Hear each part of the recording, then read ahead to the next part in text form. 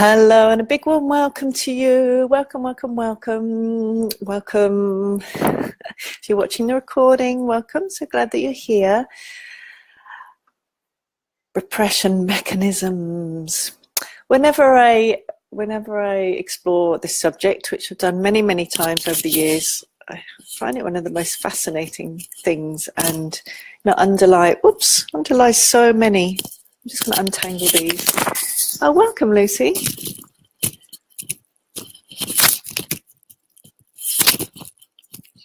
I really think it underlies so much of importance in our world, don't you? As adults, for babies, for children, teens, so important, I think, understanding these, being compassionate with ourselves. So, hi, Eva. I never know how to pronounce your name. Eva, and you do tell me, and then I always forget next time, so my apologies. Come tell me again. I'd love to hear. So I'd love to hear, do you have anything that you'd like to talk about or share or ask, or that you'd like to invite me to talk about, or, I don't know, what would you like? I'm just turning the light up a little bit. Yeah, what do you want to talk about? Repression mechanisms. We could talk for hours on it all, couldn't we? So I don't know if you have things that you particularly want to ask. I'm here. I'm listening. And I think you were both here last week, weren't you? So I really love the compassionate perspective. And really in our culture, I think there's so many can be so many judgments around repression mechanisms, can't there? So I think compassion is so important. Hello, Eva. My question is, can repression mechanisms become a habit? My 4-month-old daughter now always falls asleep sucking her thumb, even as she's been crying for an hour with some thumb sucking. She'll put it in and be asleep in a few minutes. Oops, there's my alarm going off. My apologies. In case you manage to listen to enough of her feelings, will she stop sucking her thumb, or will she continue to do it out of a habit? I love that question. And welcome, Phoenix, and welcome, Ebony. And Eva, it is Eva. Okay, Eva. So from my experience, understanding, perspective, they don't just become habits. Not things like that anyway. It may be things that maybe... I'm not really talking about more kind of the addiction end of things, which we're clearly not talking about here, but, maybe things like alcohol and so on, or sugar, which, there's the,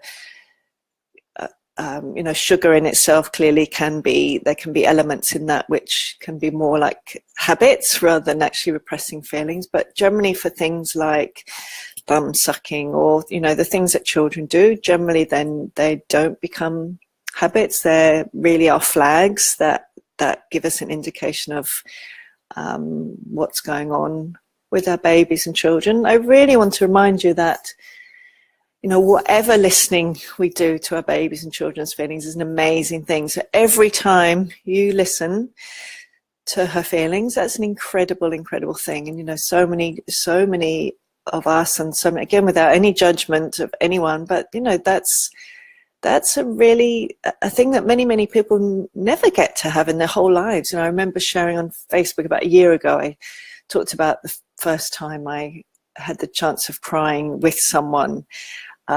And I shared when was the first time you cried and someone listened to you? And quite a few people, I was really surprised here, said, I've never had that, still now. These were a lot of people into expressing feelings and listening to their children's feelings. So I really want to remind you, it is an amazing thing every time, and it does make a difference. And to also remember that, babies and children have a lot of feelings, a lot of big feelings, and that's really natural for all of them. And that it's going to be really hard, if not impossible. I tend to think nowadays, my new way of thinking is that for us, given the culture we live in, given that this is kind of new to us, given that we got lots of our own feelings, given that we live in a culture that doesn't support parents, doesn't really understand feelings, that listen to any percentage of feelings is an amazing thing. So you might be listening to 80% of her feelings, for example.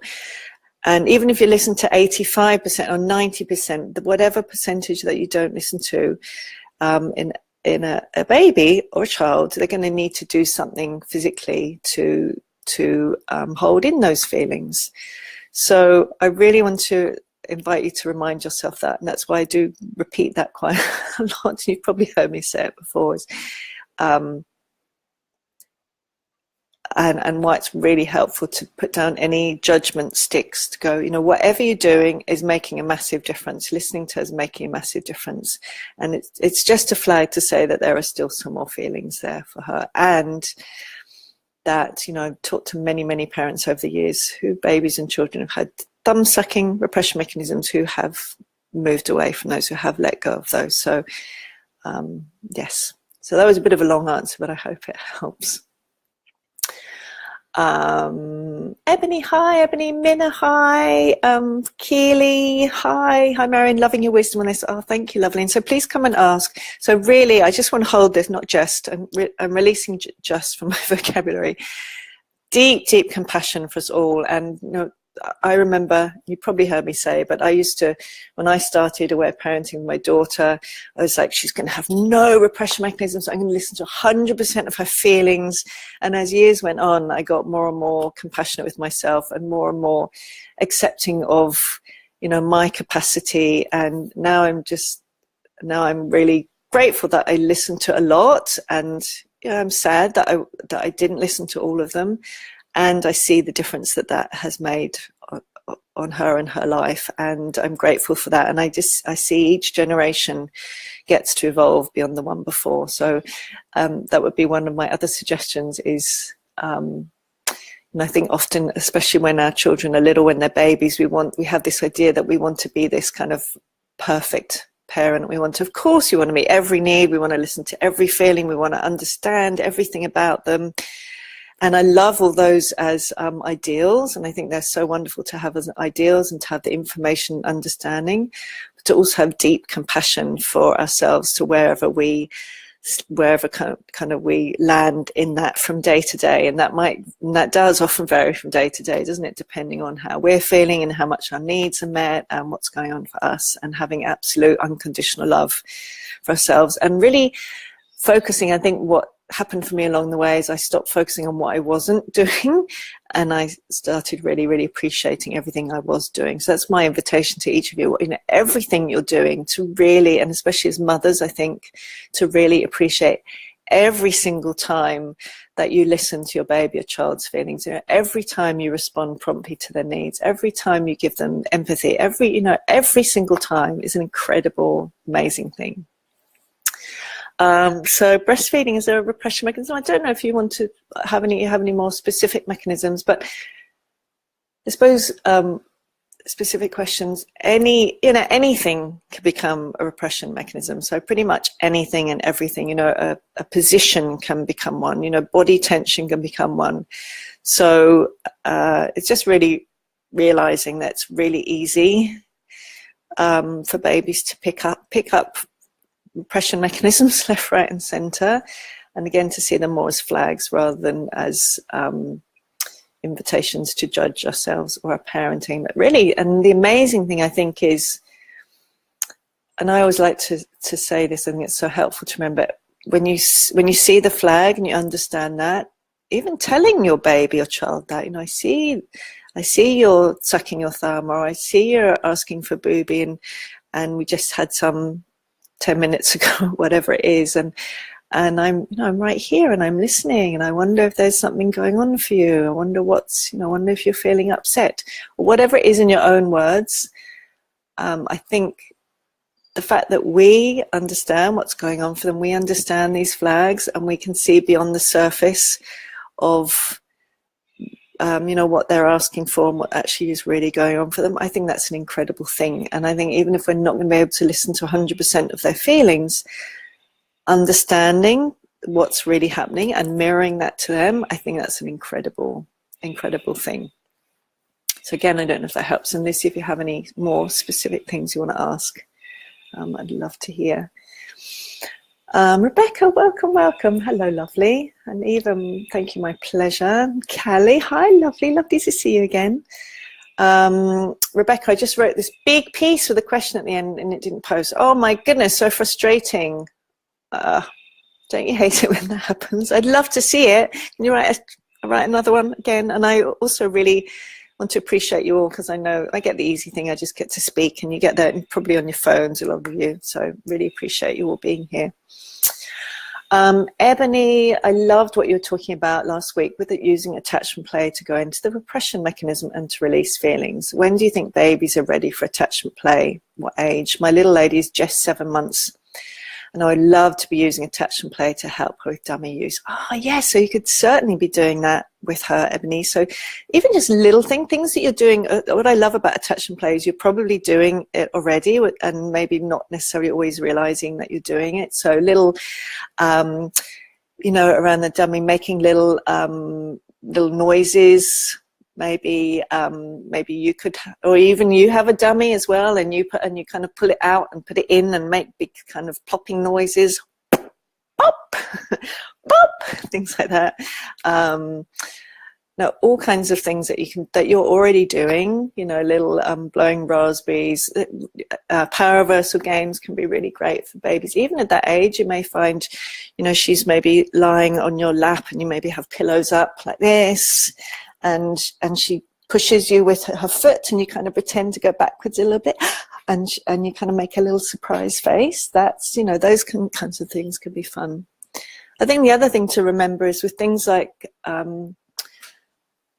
dummy or a pacifier, because it's something you've given her, there's also more, you know, you also have more choice around not giving it to her. So when you have the resources to listen to her feelings instead, again and again, talking to her and explaining this and telling her that you're there to listen rather than giving her the dummy when you have the capacity to listen. So that can be a really helpful thing to remember. So, you know, there are places where, you know, clearly with a thumb sucking, it's a very different thing. So if you haven't already heard me say, I really don't recommend taking a baby's thumb out of their mouth, and Letha really clearly talks about that too.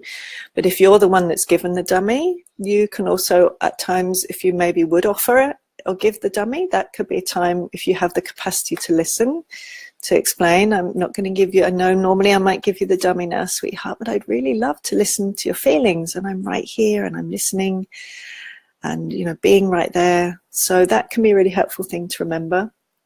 But yeah, playing games, you know, thumb sucking can play games like that too, like, you know, putting a thumb in, making pop sounds, you know, making it fun. So really remembering the antidote to repression is connection. It's loving presence. And that's why attachment play is so great, because it's really, it brings that quality of loving presence and connection.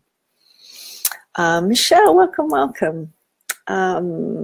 Callie, we live in an overstimulating world at times. I so agree. And in the moment, repression mechanism can protect us from overwhelm, etc. Exactly, yes. So having deep compassion for the flags and appreciating them means I'm more willing to look at them and be with them with more acceptance and love. Makes sense. I'm so glad. I'm so glad. It took me years to come to that point. I think that's why I love sharing this so much, is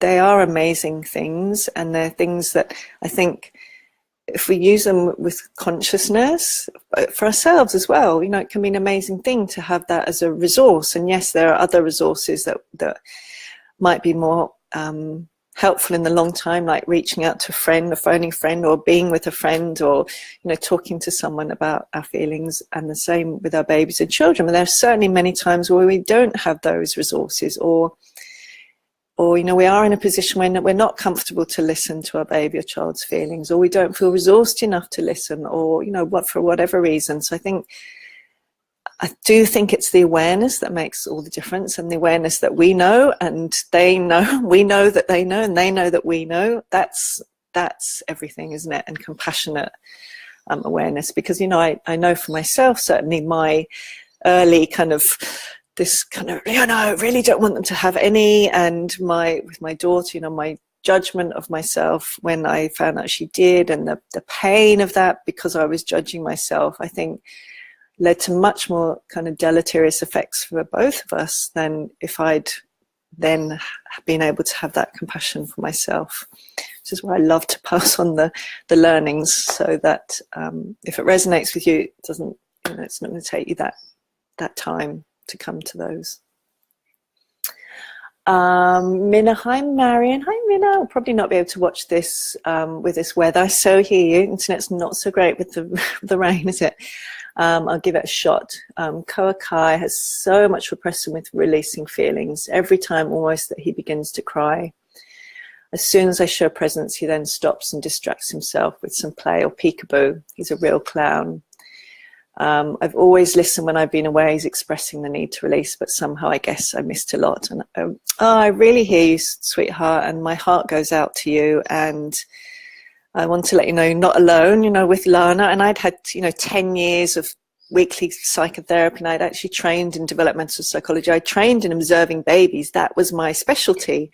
And still, I found it incredibly difficult differentiating you know, feelings from hunger and all kinds of other things. So even though I listened to a lot of her feelings, I thought I was listening to them all. And that's why I was so surprised as she got older. I was like, wow, there was so much that I wasn't able to see. And again, which is why I love to share whatever I can, because I really so understand. And, you know, I do think it's my conclusion now that we do really underestimate how many feelings babies and children have. And I think now I can see those more clearly in ways that I couldn't with her in particular. And I think with each child, we get more and more aware. And for those of you who've had 2 or 3 children, I'm sure you found that with each baby, we become more aware and we understand more and we can see more clearly.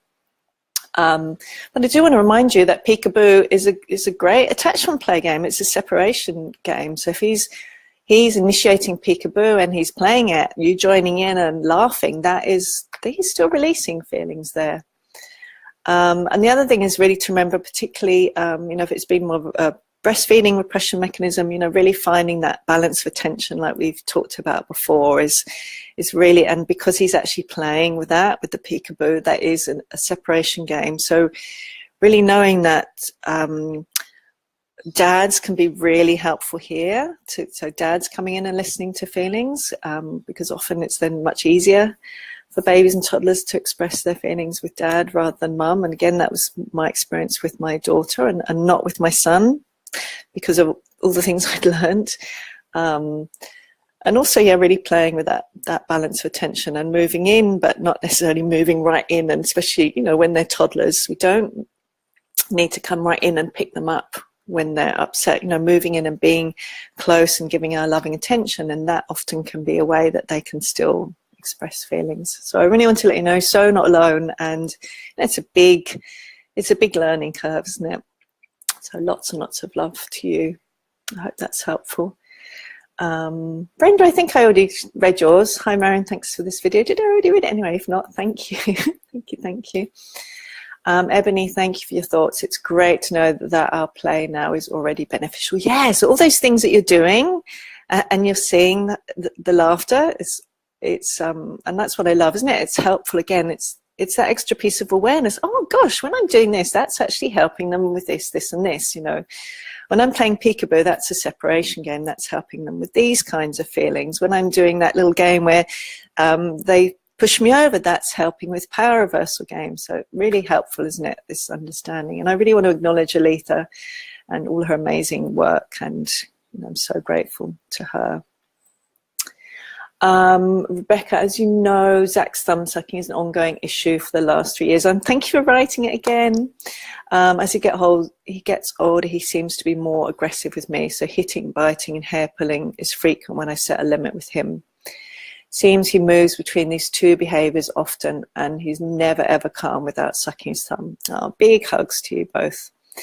And my own sweet spots from the birthing stuff, i.e. whatever I do doesn't make a difference. So much love to you.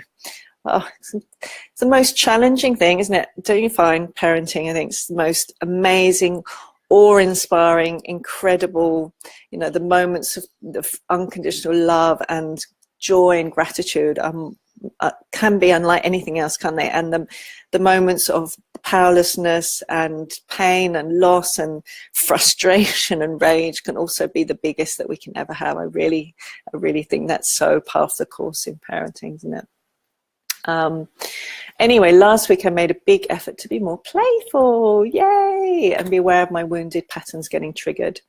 And then a few days ago, he had a 10-minute release rage with me, yay. Following day, he swallowed a 2 coin. At the time, his behavior was a bit off track. Oh, ouch, ouch, ouch, ouch. Next day, he was vomiting and diarrhea and the coin came out. But he's been sick now since then. He's super lethargic and very, very tired. And he's hardly sucking his thumb. He's just fallen asleep on the couch and I've witnessed him going to sleep without sucking his thumb. So I'm really curious about why he may not be sucking his thumb at the moment. I would have expected him to be thumb sucking more. Any thoughts, Marion? Interesting, hey? Well, what I was going to say is, what I generally find is our children's repression mechanisms and our painful experiences from the past that we're still healing are intimately intertwined, and that's why I think it is this amazing, the wonder and the frustration and the challenge, because they're so intimately related generally, this amazing relationship we have with them. So I'm wondering if something, the shift that you made in yourself, that big effort that you made, that was a big internal new space you came to. And that's what I generally find is when we make these big inner shifts, it does have a profound effect on our children, particularly around repression mechanisms, I found. So I'm wondering about that, and that's why sometimes even things can be unexpected and unexplainable sometimes because of this kind of magical relationship. I know for their dads as well, not just mums. And I'm interested about swallowing the coin, looking at messages from Life Peace, like swallowing the coin and it coming out again and him being sick. So I don't really know. I'm sure you're checking out what's going on for him physically. But sounds like it's a big, something big happening, some big letting go, some big, I'm curious about the money piece. So I don't know the answer, but it sounds like you're in the midst of a process. I also imagine you will get clear as you both move through this. So I'm sorry if that isn't more helpful, but I really honor that shift that you made, that has shifted the dynamic. It sounds to me as if that's it. I don't know if that's helpful. Come and share more if you want to. Keely, hello Keely. I would love to hear you talk a bit about breastfeeding as a repression mechanism, and from an aware parenting perspective, when is breastfeeding appropriate, or at what point is it a repression mechanism? It felt so natural to feel my baby to sleep when she was little, and I'm still feeding her to sleep at just turned 3, which I'm starting to let go of. I can see when she asks for booby, it's often when she's wanting to suppress something or distract herself from feeling something. But when it's become a habit like this, does it mean that she's always using it as a repression mechanism, or can it be okay? So just to say, I don't really use the words appropriate or okay, because to me there isn't an okay and a not okay, and appropriate and not appropriate. To me, it's really, looking at every individual relationship, and really it's really connecting in with yourself and observing her. And everyone is so different, and everyone's relationship and journey with repression mechanisms is so different. So I think it's so much about is there something that you want to shift about this? Is there something that you have a sense she's calling you to shift with it? And really looking at that from that individual perspective. And the thing with things like breastfeeding or food as a repression mechanism, or play as a repression mechanism, with some repression mechanisms that are only a repression mechanism and they're generally not actually there to meet a need. But clearly with breastfeeding or food or lots of things, sometimes they meet a need, sometimes they're there to repress feelings. So that's what makes the whole journey more confusing. But there are usually really clear things that we can notice. So for example, if You know, and that's what I hear you saying, you know, when perhaps she falls over, that's when she asks for booby then. And it could be any repression mechanism, you know, a child falls over and they ask for their soft toy, or they ask for, you know, whatever the thing is. Usually the tone of voice that they ask for as well. So usually there's kind of an agitated quality. I always used to tell the story of when I had buying shoes was one of my repression mechanisms. And I used to have like 4 pairs of Havaianas. They're flip-flops or thongs. And, you know, I knew that when I was starting to think about wanting to buy another pair, that was, you know, that was clearly, I don't actually have a need for more than 4 pairs of Havaianas. So, you know, often it's the quality that which the child is wanting something that gives us a clue. How they're feeling in their body when they're doing something, that gives us another clue. You know, if they're feeling relaxed and connected, you can feel that connection in your body. That generally means it's meeting a need rather than a repression mechanism. Quality in their eye contact. So if they're really avoiding eye contact when they're doing that thing, that may also mean that they're also disconnecting from themselves and their feelings. And that means they want to disconnect from you, because if they look at you and see the love in your eyes, that means they cannot help but connecting with themselves and their bodies and what's happening for them. So for me, again, I don't really have there's one right way, there's a wrong way. I don't believe in right and wrong or appropriate and not appropriate. My passion is, you know, what do you feel called to do and what do you observe, and really having that observation and the awareness, and, you know, what's the next thing that you feel called to do in relationship with your child, for all of you. You know, to me, that's the most important thing. Deep compassion for us all and the unique relationships we each have. Callie, so I wonder if that helps. Keely, love to hear. Callie, what about when thumb sucking starts at 4 to 5 years old and really only because his friends are doing it, like an imitating thing? How can I draw feelings out or dialogue the thumb sucking with him without making it a big deal, etc.? Again, I wonder if attachment play is a fun thing. You know, is playing with something, seeing what it feels like, seeing his friends doing it. So, you know, I would think nonsense play would be really helpful, because in a nonsense play, so much about you know, understanding people and feeling confused, like who am I, how do I fit in, how am I included here, those kinds of things. Nonsense play is really helpful for that. So being silly and goofy and doing thumb sucking with him, and, you know, where do I put my thumb? I'm going to put my thumb here, I'm going to put my thumb here, or, oh, what does it feel like if I put that finger instead of my thumb? And, you know, making funny games and doing it together, like getting your arms twisted together, let's suck thumbs together. So it's really bringing connection and laughter and silliness to it. And again, I think, again, I find after play generally comes more the conversation, or they'll start to talk about it, or, you know, you may find that the conversation kind of pops up to that, oh gosh, it's so curious, and you know, I see that so-and-so sucks their thumb. I wonder why they're doing it. If you know, what's, you know, talking about it like that. Don't know if that helps, Callie, but yeah, play always thinks that can be the most helpful piece. Remy, welcome.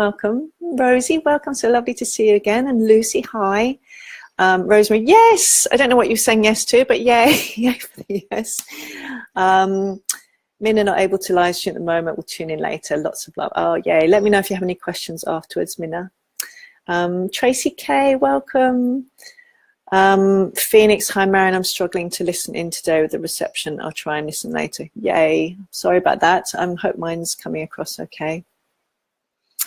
Keely, thank you so much. Brilliant. Yay. It's a really compassionate approach, isn't it? I think, because I think we often come into parenting paradigms and, you know, it's like how we were brought up, that there's, you know, school, and that you get a certain amount of marks, and there's a right way and there's a wrong way, and, you know, all this kind of stuff, whereas really it's really about relationships and love when it comes down to it, isn't it? That's what it's all about. Callie, great reminder. Thank you. My pleasure. Lovely. Brenda, hi Marion, our 1-year-old boy's tongue and lip tie will be revised this week. Do you have any suggestions for play or listening?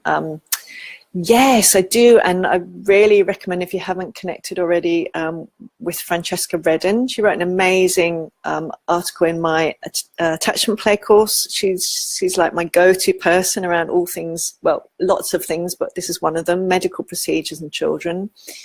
So, you know, doing lots of prep play around all the kinds of things that he's going to be experiencing. So if you can have a little medical kit, really walking through, particularly in power reversal games, and exactly what's going to be happening, but through play and through power reversal games. So lying down, and you know, if you can have, if he's going to be seeing people with masks, maybe you can make something that's going to be like that, and putting them on, playing silly games.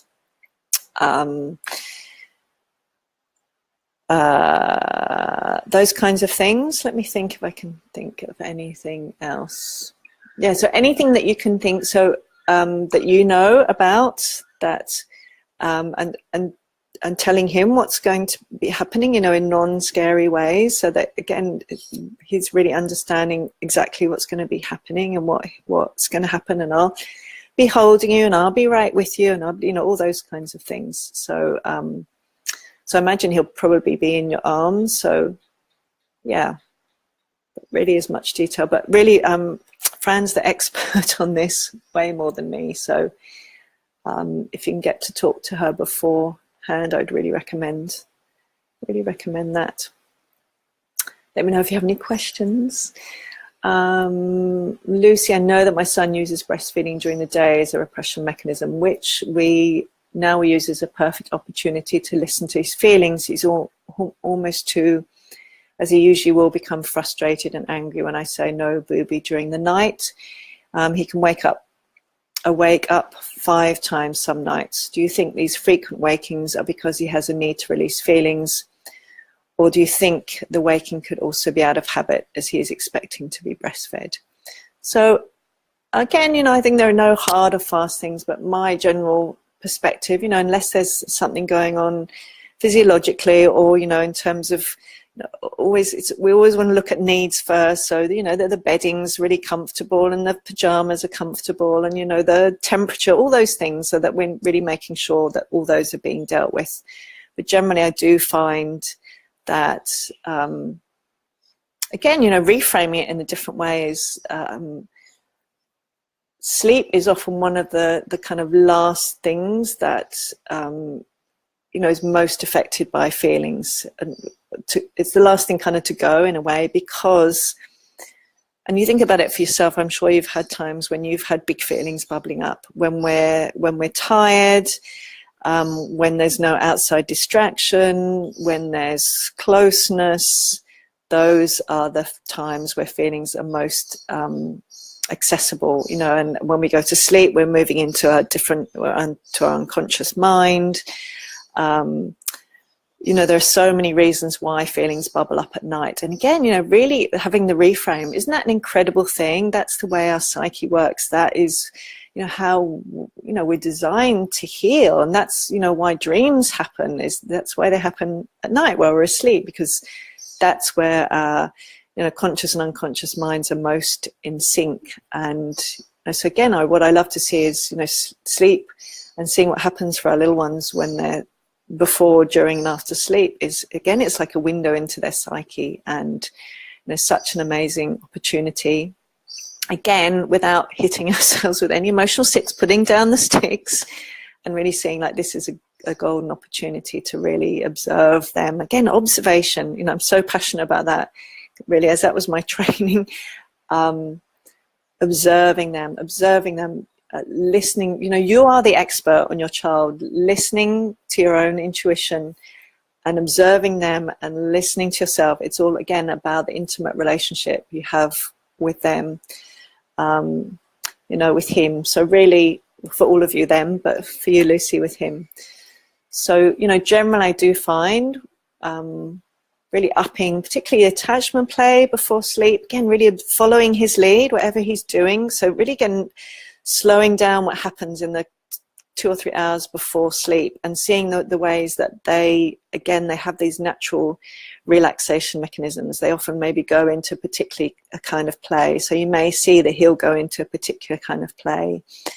And again, really that very different paradigm of, rather than where we're trying to get them to feel relaxed, is really trusting they have natural relaxation mechanisms, and they will keep trying to use those. But in our culture, we're often kind of working against them. So this is, you know, my invitation is like slowing down what happens, observing him, and then seeing if you can change how you do bedtime to really accommodate and to cooperate with him, and how he's showing you that he's trying to release these feelings. And it may be through, you know, running around and playing silly, goofy games, and, you know, really joining in fully with that. Because again, it's the connection and the release. You know, it's the three things they need for sleep: to feel tired, to feel connected, to feel relaxed.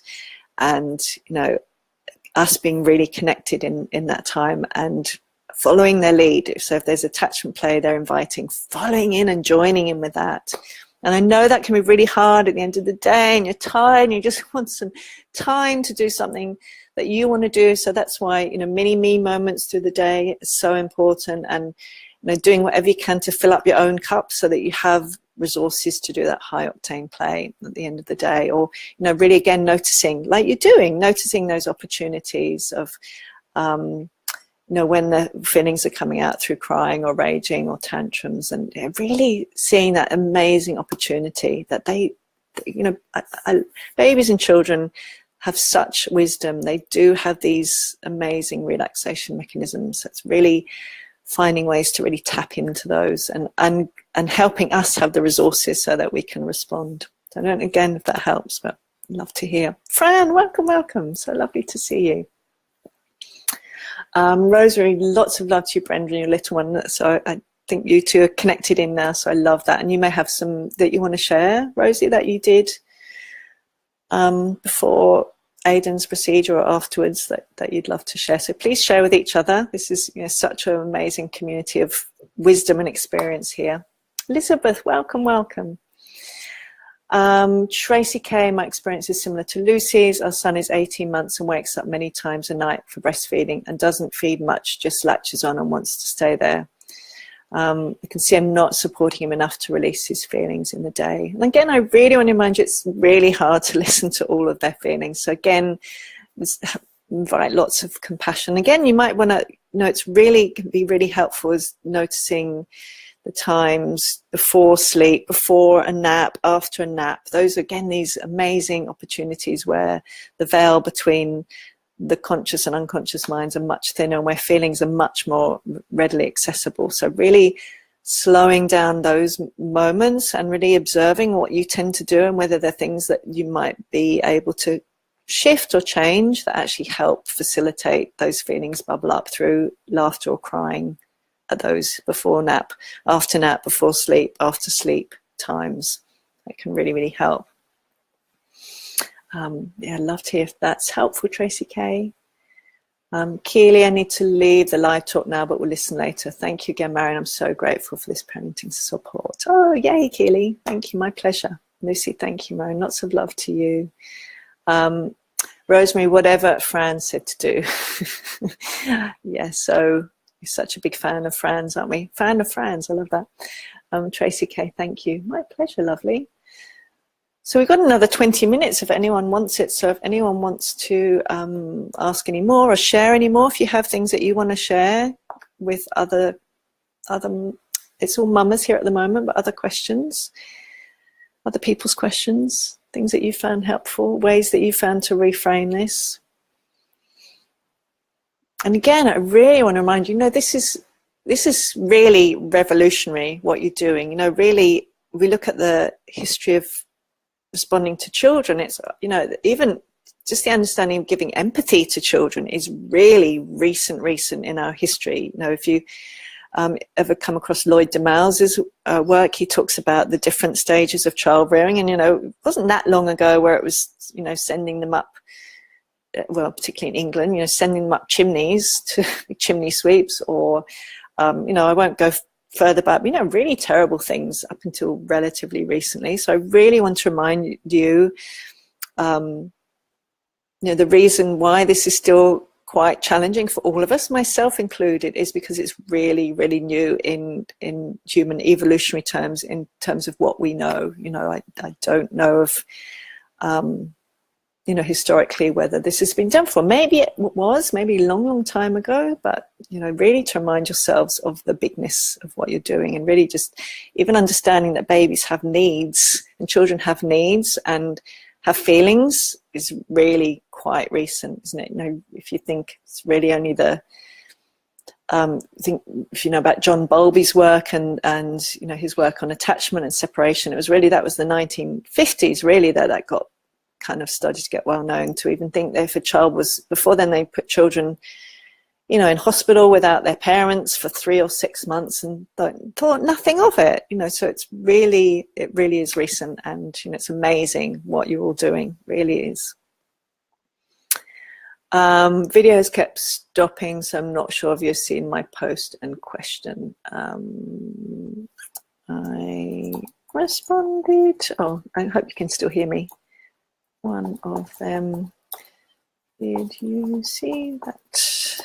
Yeah, so if you can hear me, Rebecca, I responded to your main one, so I'm not sure if you've written another one since then. Lucy, which of Aletha's books would you recommend starting with? Any other reading you would advise? So it really depends on the age of your child, but generally Tears and Tantrums is such a fantastic one to start with. For babies, The Aware Baby, amazing book. I recommend reading it over and over and over again. I read it at least, I think, 15 times, because I think often we think, oh yeah, the first few times I was like, yeah, and every time I read it I was like, oh okay, and I was able to kind of take in more each time. I think they're all amazing. Attachment Play I would highly recommend. I'd really recommend Raising Drug-Free Kids, because even that sounds like, well, that's not relevant to me, but it starts from 0 up until 25, and you know, there are chapters for each age range, and I think it's an amazing book. Yeah, so all of them helping young children flourish, they're all fantastic books.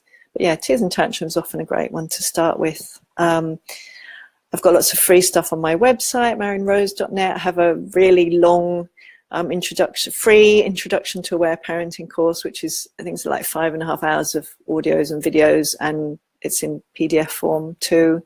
So you might, if you haven't already dived into that, that's also on my website. Rebecca, yep, I can hear you, yay. Kylie, welcome. Rosie, I would love some ideas for a 5-year-old that expresses so much sadness or frustration with food choices. It's not enough cake, not the right toast, not the right amount of cooking. Oh, sweetheart. Food has been a little bit of a repression mechanism, hasn't it? And boob was, so you know, that's often what will happen. They'll get transferred as they change. So once they stop breastfeeding, it can often shift into food.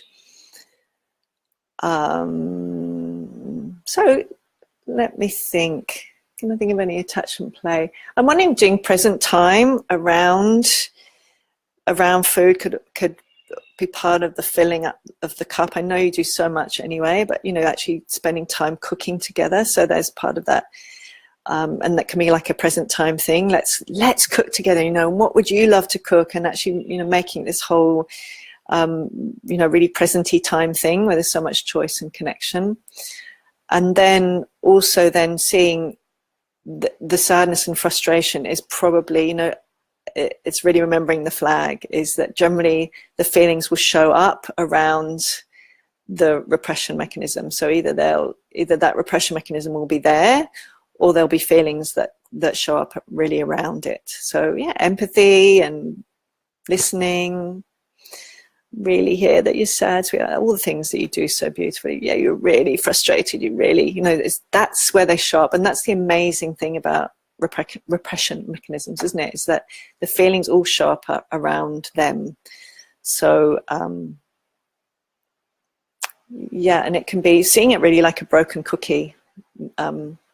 You know, like Aletha talks about, there's only one cookie left in the jar and it's broken, and there's big feelings about the broken cookie. And rather than, okay, sweetheart, it's all right, I'll go and get you a whole nother packet of cookie, you know, we'll drive to the shop and get more, is seeing that's the, you know, those are the feelings there that we can listen to. I know, sweetheart, you'd really like a cookie that isn't broken, and I really hear, I really understand, and the cookie's broken, you don't want it to be broken. And really listening. The rain's getting heavy, so I hope you can still hear me. You really wanted the toast, la la la, and I like that, and it's not, and I really hear you. So really, again, seeing that, you know, innate wisdom he has is to bring up the feelings around those things. Hope that helps, Rosie. Let me know if you have any more details. Rebecca, okay, I will listen to it afterwards. Thank you so much. Thank you, lovely. Let me see if there's anything else I can close. See if that makes better reception. Kylie, hello, lovely. Rosie, yes, cooking together, yay. Yeah, I'm trying to think of some attachment play you could play as well around it to kind of loosen up feelings. Often a really fun one can be like having picnics outside, which I think you often do, kind of outsidey food, and then ending up kind of, I don't know if there's any leftovery type things, kind of being quite fun about it, you know, even a food fight if you're open to that, you know, maybe afterwards, but, you know, again in a place that you feel happy to do it, or, you know, whatever that you can think of that's going to be funny and silly. Tracy K, the nursery our children go to twice a week, I've noticed they reward the children when they don't cry or stop crying. It's quite a shock as it seems quite out of date. Yeah, big hugs. I think I want to show them this stream. I want to talk to them about it as I realize my daughter is now repeating what she's learning there. I feel so sad to see her cry in silence, so she's still being a good girl. Oh, I so hear you, and I really hear how sad that you feel. And you know, I also feel sad hearing that for your daughter, and also, you know, it's my understanding in lots of nurseries and situations like that where it's, you know, it can be hard for the people that are working there, and I think often the concern is if one child starts crying, often what will happen is all the other, you know, children have that resonance and they're like, oh yes, I've got some sad feelings here too. You know, it's like piano keys in that resonance, the pianos. And, you know, often they don't have the resources to listen to lots of children. So yeah, I really hear you. I think, you know, if you're still happy with that nursery, or there aren't any other choices, so that could be another thing. Are there other choices that you have to send her different places? And if not, I think it would be really helpful to explain to her, you know, that some people are not comfortable with feelings, and so she gets to understand what's happening for them. And you could play attachment play around it as well, playing games around crying. And I'm trying to think of some. I don't know if anyone can think of one at the moment. My mind's a bit blank. But really knowing that you know, there's a lot you can be doing at home that will counterbalance and help her heal from those experiences, so that she really understands what's happening there, so that she doesn't, you know, she doesn't kind of get into that belief system as well. So I don't know if anyone can think of a game. Can anyone think of a game that would be a fun thing to do at home that would help her release feelings? Oh, well, you could kind of do a game where, and how old is she again? Can you remind me? So if she's old enough, you could play a game where she gets to be the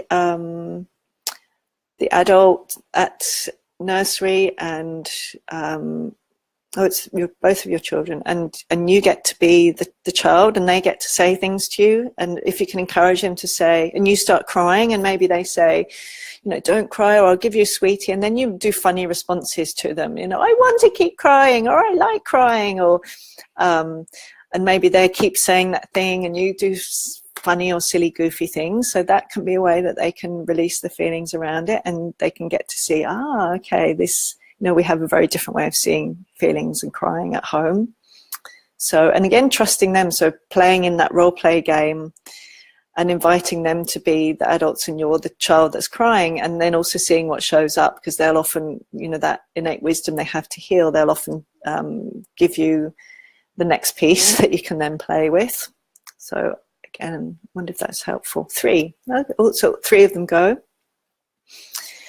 So great. And, you know, and wonderful, the power in numbers, that you help them really get this at home, and then they can have that, they know that they've got that secret code that when they're at nursery is like, you know, we know that the thing about feelings. We know that actually they're not really comfortable. We're comfortable with it, or we're in this club. We can go home and express our feelings, or explaining to them, giving them information. I think that's a really important part of this, and that can be, look at that. There are different ways. Some people don't feel so comfortable with crying, and look, they're doing that. And in the streets, showing them different things that adults do with children, or in parks, so they get to see, rather than internalizing that and taking on that belief for themselves, they actually get to see that those are different perspectives. I think that can be a really, really helpful thing. Oh, Tracy K, amazing, thank you. Having a good cry now for myself. Now, I hadn't realized how sad I was about it. Oh, I so hear you. So hear how sad you are. You really want a different experience for them. Yes. Yeah, I so hear you. So hear you. Yeah, it's really is, even though, for example, Aletha wrote The Aware Baby, I think first edition 1981, I think it was, and it's still really new information. It really hasn't filtered into a lot of places. And again, because of the culture, there isn't often a lot of support for people who look after young children. It's often not well paid. They're often not well resourced to deal with the needs and feelings of a group of children. So yeah, big hugs. I think it can also remind us of our sweet spots around being cared for by others, or when our feelings weren't heard too. So yeah, but really can. I think that's the wonderful thing about this. We can help our children be in these environments and still have a very different experience because of what they get. What they get with you and what they get at home has the biggest impact. I used to play these games with my daughter because I was talking about aware parenting all the time. She used to play, because I was always talking about it, she used to say, let's pretend I'm Aletha Salter and you're a parent, doesn't know about crying. This was when she was like 3 and 4 and even a bit younger. And we played, and she'd get me to play various variations of, things to do with crying and so on. And I'd be the parent that didn't know, and she'd tell me all about it. So, there are all kinds of amazing ways that, we can help them have such deep understanding of feelings at, very young ages. Kylie, hello. Could do role play with dolls and toys and how they're having big feelings or feeling sad or crying, and the kiddies get to hear the crying and be there for the soft toys feelings. Yeah, dear, I've lost what you're saying, so I don't know if you've already said this. Oh, I'm sorry if it's mine. I'd be sad if it's mine that's chopping in and out and you can't hear half of me, half of what I'm saying.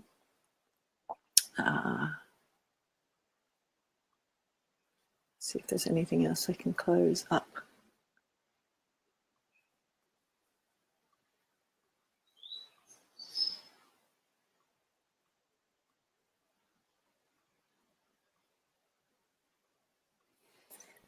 If that makes a difference.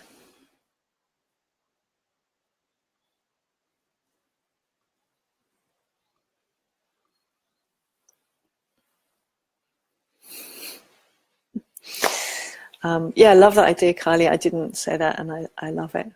Yes. Role play is often really great. Tracy K, thanks, Marion and Kylie. Excited to try this out. Yes, you have such power as a mama to really help there be quite a different experience. So, yeah, and I really honor, I think, doing what you're doing as well, really expressing our feelings and listening to our feelings about this so that we can go in really resourced to really help them. So helpful. Big hugs to you. 555. It's 555. Anyone else have anything they want to share before we leave? Anything? I'd love to hear if you want to share anything that you're going away from with this, or anything you want to be focusing on. I'd love to hear. And also, if you have any suggestions for the next the weekly Facebook Lives, I'm going to be starting to do little daily ones. I'm going to aim to do them daily, so as well little topics that you can think of, because I want to do little bite-sized chunks as well as this kind of longer Sunday afternoon Sydney time, Saturday if you're elsewhere in the world, some of you. yeah, so I'd love to hear what you're going away with or what you want to be focusing on. Raining here lots could be my connection. Oh, I hope it is, because I hope people can watch, see. Raining here lots too. Yay for the rain. Those of us in this part of the world, it's been really dry for months and months, and the ground's been, and I love the kind of metaphor really, because we're talking about feelings which include tears, of course, and you know how the land was so dry, and so everything was so yellow, and since the rain, it's like the frogs are going, you know, like having parties, and the, you know, they can see everything's so relaxed, and yeah, and I really see that as well with tears, you know, that beautiful cleansing power of tears and the amazing capacity they have to heal when we let them move through us, and you know, help listen to our children as they move through them. Lucy, I'm going to be doing lots of observation tonight, pre-bedtime. Hope to follow his lead to relax before sleep. Yay for you, and love the yes.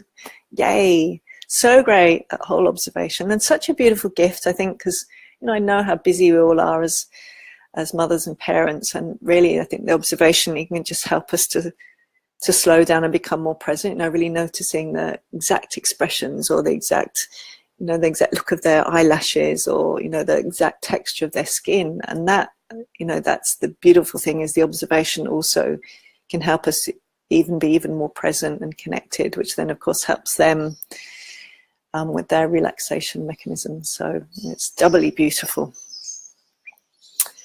Oh, Jessa, I can't see the rest of your post. You said, oops, didn't finish. She made me feel that his feelings were abnormal and negative. It made me feel very vulnerable.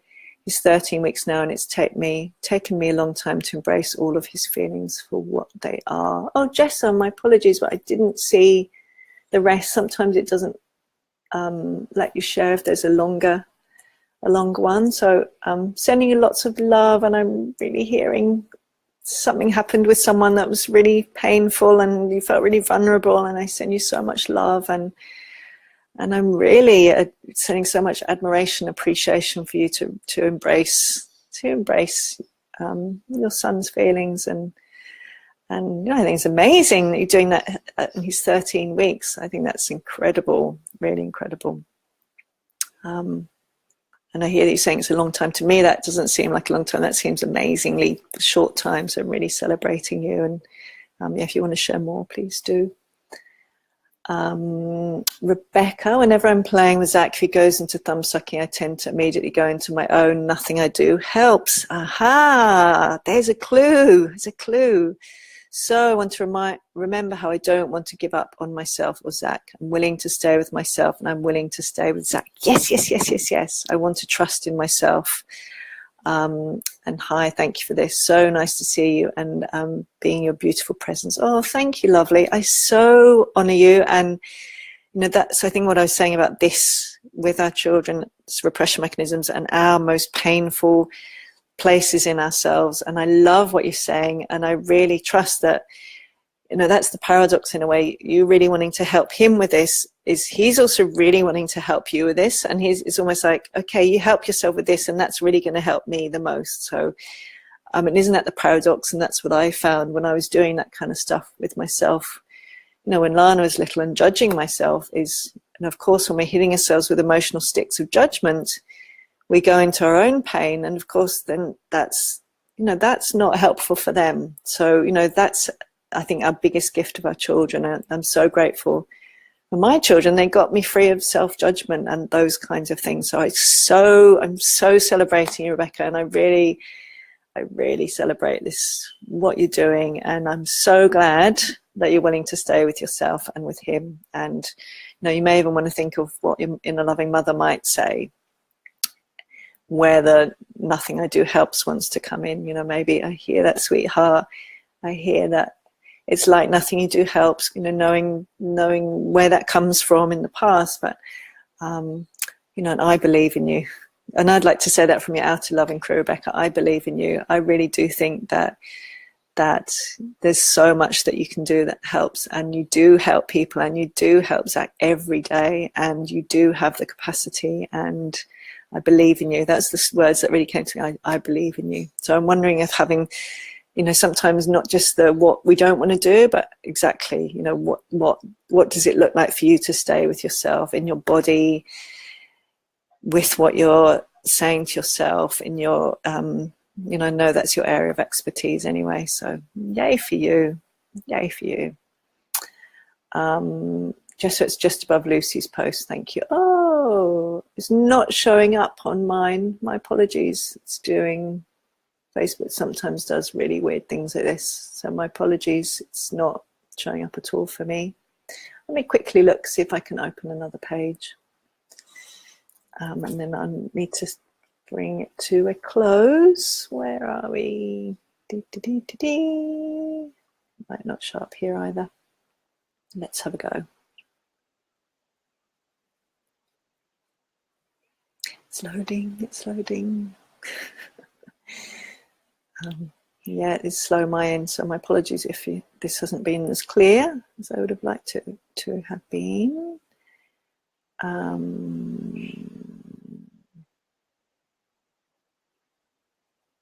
me see. Yeah, it's not showing up here either. Yeah. My apologies, Jess. I will go and read it afterwards, and I'll come and respond.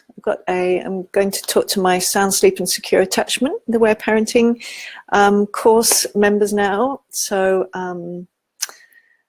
Jessa, thank you. Big hugs to you, and I will come back and read it after that Facebook Live. Rebecca, thank you. Tears from me. Oh, big love to you. So much love to you, Rebecca. And so much love to you all. I really appreciate you all. I really want to remind you of the profound awareness that you have, and you know how amazing it is that you're doing what you do for your baby, children, multiple children. Really, it's so incredible, and I really want to remind you every day, if you can, to have that inner loving mother appreciating yourself, rather than, and see if you can put down any sticks that are there. I'm going to put down the stick, and to choose the kinds of words that you would say to your child. That's my trick, is if you're newer to that whole inner loving mother, what kinds of things would you say if your child was in this position now and you were the grandmother? What kinds of things would you say to them? And then say those to yourself instead. Put the emotional stick down and say the things that you would say to them. And that can replace those old internal judgments. Lots of love. Thank you for being here. Come and give me some suggestions. Jessa, thank you. Sorry I pushed enter before I finished. Love your positivity. So much love to you. Lots of love to you all. See you again another time. Thank you for being here. Bye.